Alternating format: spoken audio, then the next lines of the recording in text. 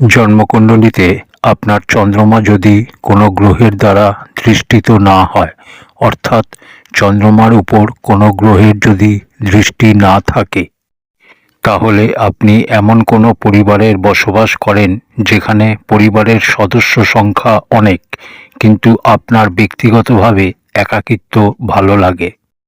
চন্দ্রমার উপর কোনো গ্রহের দৃষ্টি না থাকলে আর চন্দ্রমার সাথে কোনো গ্রহের যুতি না থাকলে, আমি কিন্তু কেন্দ্রুম যুগের কথা বলছি না। চন্দ্রমার আগে পিছনে গ্রহ থাকলেও বলার অর্থ হচ্ছে চন্দ্রমা একলা থাকলে জাতককে একান্ত প্রিয় বানিয়ে দেয়। এরকম জাতক একলা থাকতে বেশি ভালোবাসে।